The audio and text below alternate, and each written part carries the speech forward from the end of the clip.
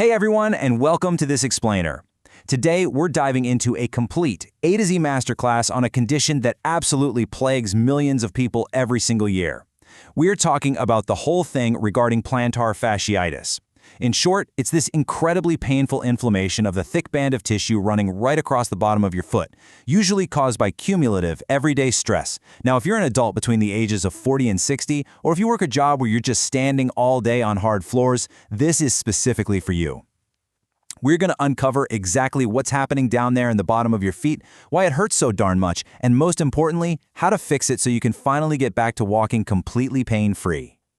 Okay, let's dive into this. Picture this. You wake up, you swing your legs over the side of the bed, and you put your foot on the floor.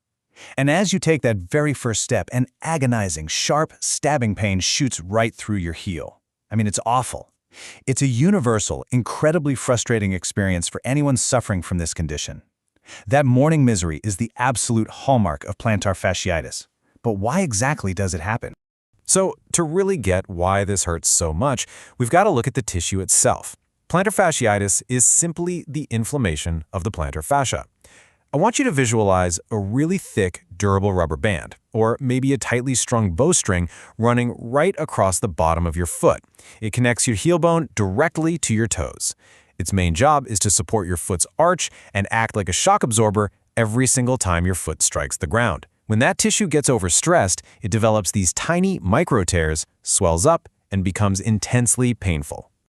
Here is our roadmap for today. We'll be covering 1. The dreaded morning heel pain.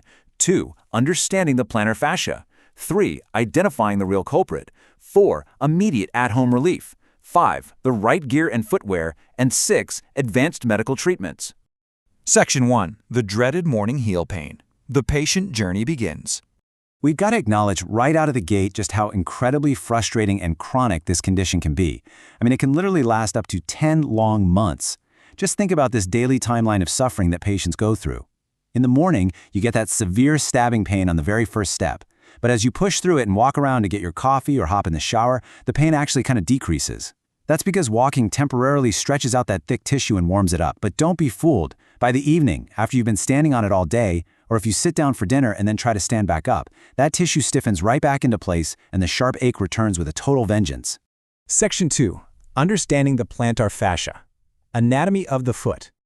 Now, what's really interesting is that plantar fasciitis isn't actually just a foot issue. It's an entire lower leg chain issue. The plantar fascia is part of this continuous structural chain that runs all the way from your great toe, right under the heel, wrapping up around the Achilles tendon, going straight into the calf muscle and attaching right behind the knee. It's like a giant interconnected puzzle.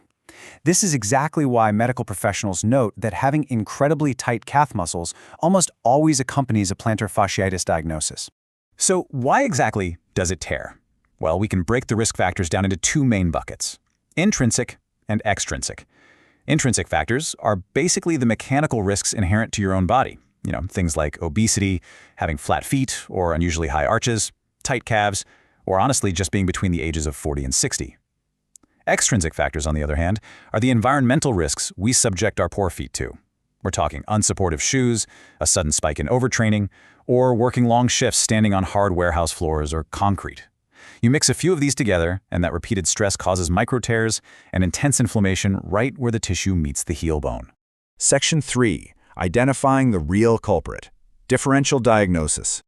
To effectively treat this, we absolutely have to rule out the imposters. First up, we've got to clarify a massive misconception regarding heel spurs. You've probably heard people say, "Oh, I have a heel spur, that's why my foot hurts." But the data shows something entirely different. Plantar fasciitis is the inflamed tissue causing pain under the heel. Heel spurs? They're merely calcium deposits, basically bony protrusions on the bone itself. And here's the kicker: they are often completely painless. Seriously, they're usually just a secondary response from the body trying to support a damaged ligament after chronic plantar fasciitis has been ignored for months. Only about 5% of patients with heel spurs actually report pain from the spur itself. And this brilliantly illustrates why a proper diagnosis matters so much. Another super common mix-up is with Achilles tendinopathy. Plantar fasciitis features this sharp pain directly under the heel that actually gets a bit better after a few minutes of walking. Achilles pain, however, happens behind the ankle.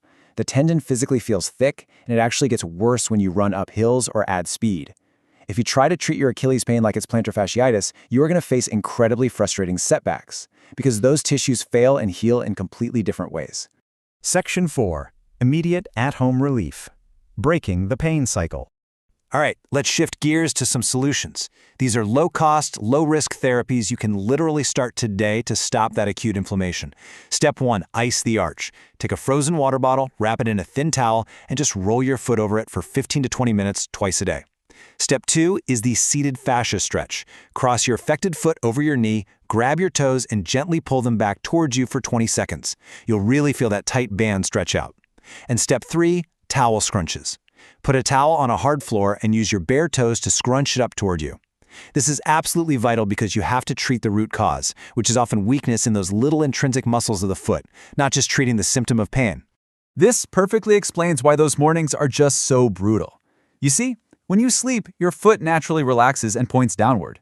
This is called being plantar flexed. Well, your body works all night long to heal the fascia in that shortened position. So when you stand up and force your foot flat on the floor, you essentially re-tear all that overnight healing. No way, right? But it's true. This is why a simple device called a night splint is so crucial. Worn for 6 to 12 weeks, it holds your foot up at a 90-degree angle, preventing the tissue from healing in a shortened position, completely changing your morning experience. Section 5. The right gear and footwear. Supporting your arch. Now, let's talk a little bit about shoe science and load management. When you walk into a shoe store, please don't just buy what looks good. You need to look for specific criteria. The shoe needs a torsional stiffness rating of at least a 3 out of 5.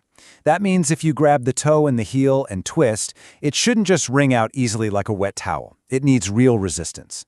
You want a wide midsole in both the forefoot and the heel for a nice stable base, and highly structured arch support. And remember, old worn-out sneakers or those flat little flip-flops are major contributors to this injury.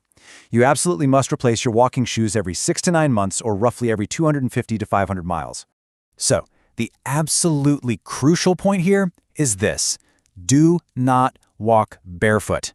I mean it, not even around your own house, and especially not on hardwood or tile floors. Your plantar fascia is already inflamed and under immense pressure. It desperately needs the stability and support features that only structured shoes or proper orthotic inserts can offer to help decrease that tension. Walking barefoot just re-aggravates those micro tears step after step. Section 6. Advanced medical treatments. When conservative care fails. Now, for the chronic sufferers out there who have been icing and stretching for months without getting any real relief, this brings up the ultimate fear. You sit in the doctor's office and you're thinking, is my foot permanently broken? Am I going to need surgery to fix this? Well, I've got some incredible news for you. 90% of people with plantar fasciitis get completely better without ever needing to go under the knife. It does require patience. Remember that full healing can take up to 10 months. But your body is highly capable of repairing this if you just give it the right environment and support. Let's move to and see how this builds. Before even considering surgery, medical professionals use some really advanced non-surgical therapies as a bridge. This includes shockwave therapy, or EPAT, which uses acoustic sound waves to dramatically stimulate blood flow and tissue regeneration.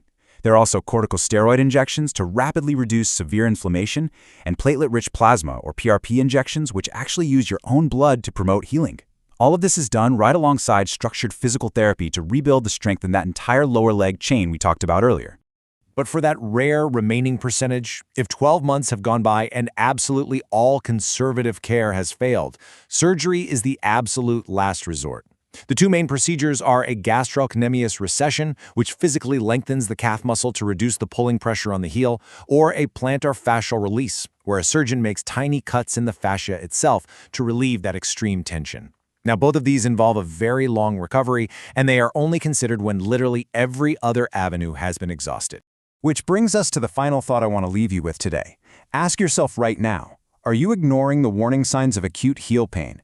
Because if you just try to push through it and change the way you walk to avoid the pain, you are risking knee, hip, and back compensation injuries, and essentially inviting a year-long chronic nightmare into your life.